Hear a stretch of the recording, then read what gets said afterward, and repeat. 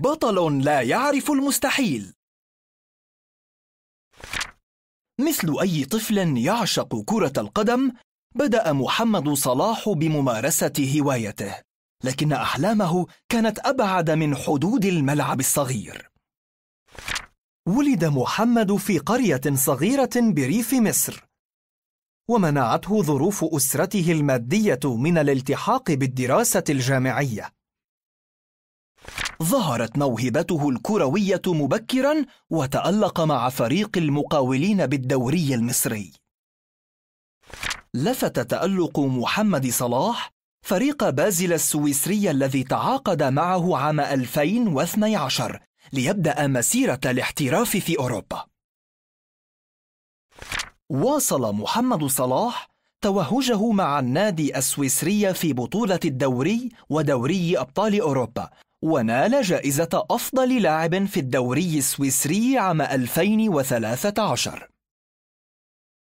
تألق صلاح دفع نادي تشيلسي الإنجليزي للتعاقد معه، لكنه لم ينل فرصة اللعب كأساسي في النادي المليء بالنجوم.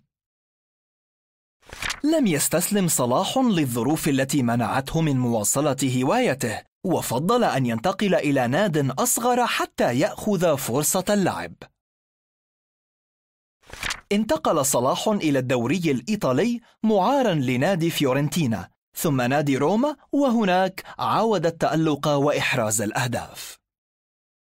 في عام 2017 انتقل صلاح من روما إلى نادي ليفربول الإنجليزي، وهناك بدأ مسيرته في تحطيم الأرقام القياسية. في أول مواسمه مع ليفربول حاز صلاح على لقب هداف الدوري الإنجليزي وأفضل لاعب في البطولة، وكذلك نال المركز الثالث لأفضل لاعب في العالم.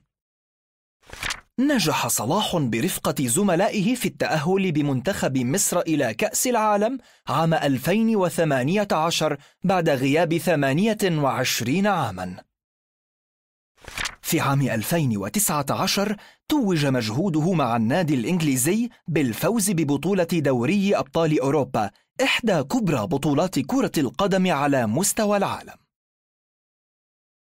يبدو أن أحلام محمد صلاح لم تنتهي بعد، فإلى أين يمكن أن تحمله بعد ذلك؟ النهاية.